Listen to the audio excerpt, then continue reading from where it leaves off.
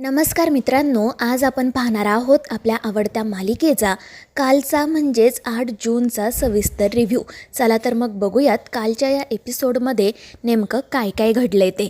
तर पहिल्याच सीनमध्ये आपल्याला असं बघायला मिळतं की रेवा आपल्या टीम तारिणीला सांगत असते की आत्ताच मला युवराजकडून आणखीन काही माहिती मिळाली आहे आणि मग ती तिला जी काही माहिती मिळालेली असते ती यांना सांगायला सुरुवात करते. सगळ्यात पहिली गोष्ट तर ती ही सांगते की त्या युवराजने ऑर्गनाईज केलेली पार्टी 10 जूनला रात्री 10 वाजता होणार आहे आणि या पार्टीत जे जे लोक येणार आहेत त्या लोकांचं ऑलरेडी रजिस्ट्रेशनसुद्धा झालं आहे.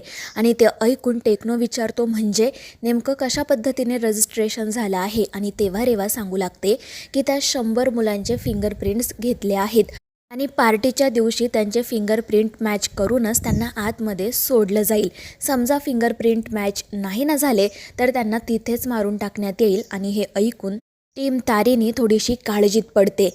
केडी म्हणत असतो की बॉस, आता आपण या 100 मुलांना कुठे शोधायचं आणि त्यांच्या फिंगरप्रिंट्स कशा मिळवायच्या. जर त्यांच्या फिंगरप्रिंट्स आपल्याला मिळवता आल्या नाहीत तर आपण त्या पार्टीमध्ये जाऊ शकत नाही. त्यावेळी कमांडर म्हणतात, हो बॉस, अगदी खरं आहे आणि रेवाबाईंना आपण एकटं तर काय आतमध्ये पाठवू शकत नाही.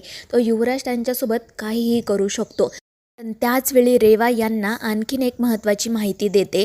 ती सांगते की जी जी मुलं या पार्टीत येणार आहेत ना त्या मुलांच्या हातावर एक गुलाबाचा टॅटू काढलेला आहे. आणि हे ऐकून सगळ्यांनाच आश्चर्य वाटतं. तारिणी विचारते, गुलाबाचा टॅटू? आणि त्यावेळी रेवा सांगते, हो बॉस, मला युवराजने सांगितलंय की या अशा मुलांपासून लांब राहा.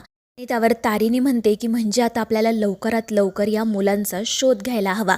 तर केडी विचारतो, पण बॉस, आता या मुलांचा आपण शोध कसा घ्यायचा?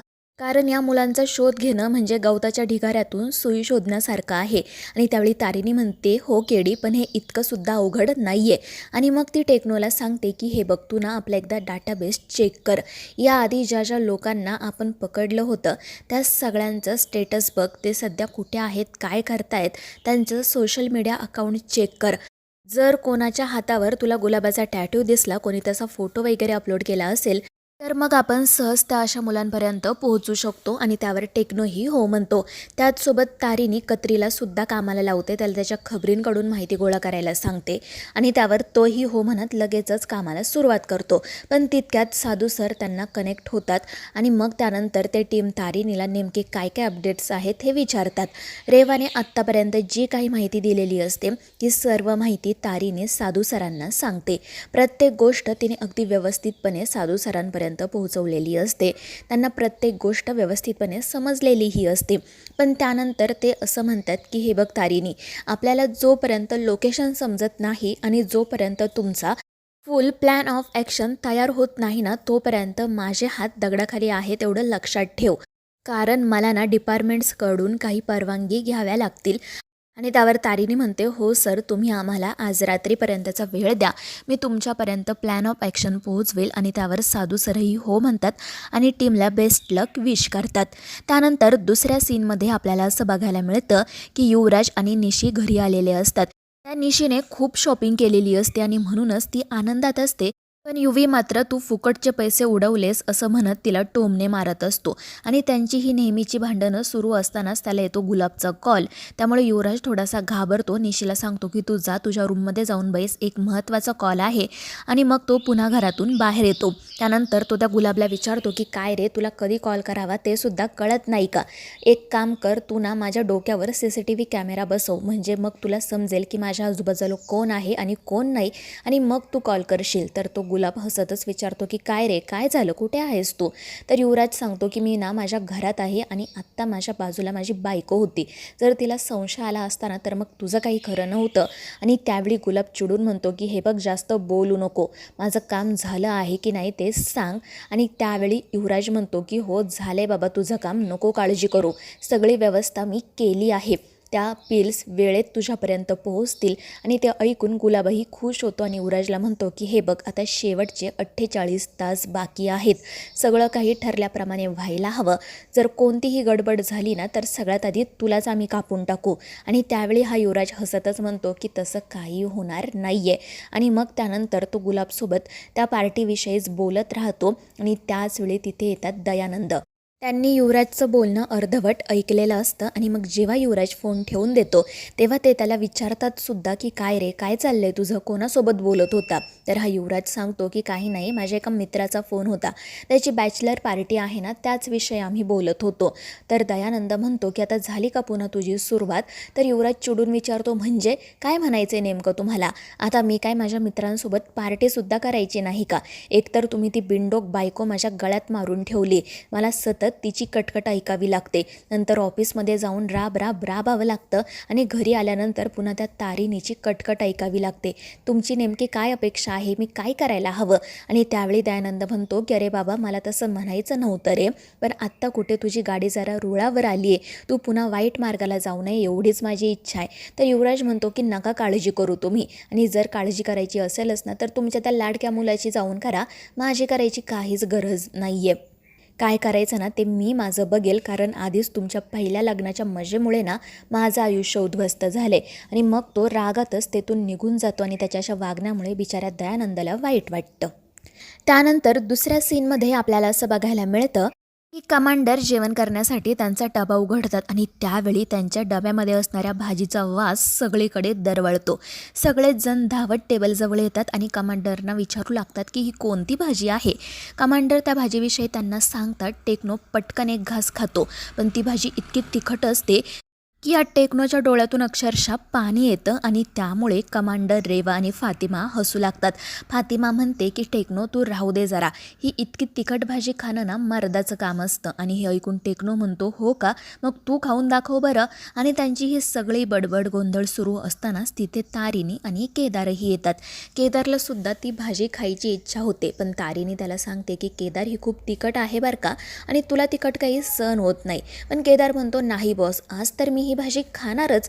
आणि मग त्यानंतर तो लगेचच कमांडरसोबत जेवायला बसतो.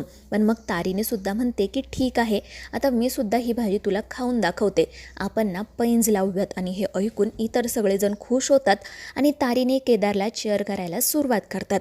तारिणी आणि केदार एकमेकांच्या समोर बसतात आणि कमांडरने आणलेली भाजी भाकरी खायला सुरुवात करतात.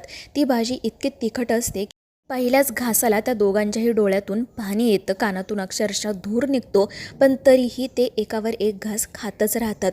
पण शेवटी त्यांना असह्य होतं आणि शेवटी तारिणी केडीला म्हणते की केडी, अरे किती तिखट आहे ही भाजी, कशाला खातोय. तर केडी म्हणतो की बॉस तू सुद्धा खातीये ना. तर तारिणी म्हणते हो, कारण मला जिंकायचं आहे. तर केडी म्हणतो मग मला सुद्धा जिंकायचं आहे.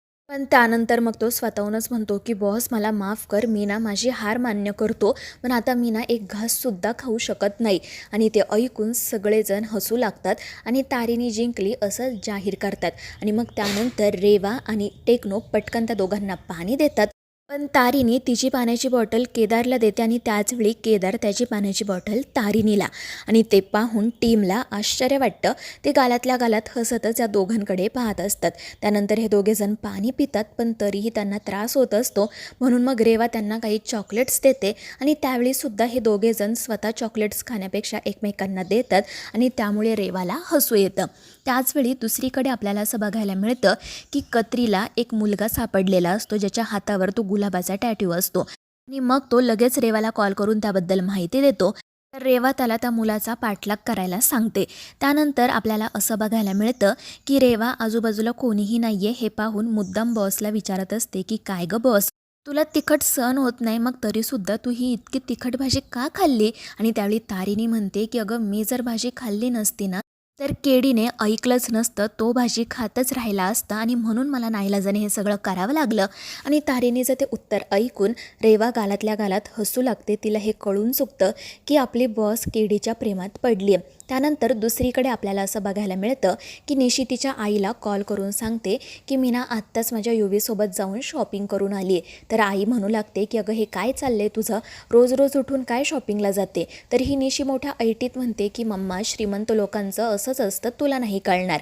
आणि त्यावेळी तिची आई म्हणते की ठीक आहे जाऊ देते, पण हे बघ उद्या ना तू जावई बापूंना घेऊन आपल्या घरी जेवायला ये, कारण आता धोंड्याचा महिना सुरू झाला आहे. आणि त्यावेळी तीही हो म्हणते आणि फोन ठेवून देते.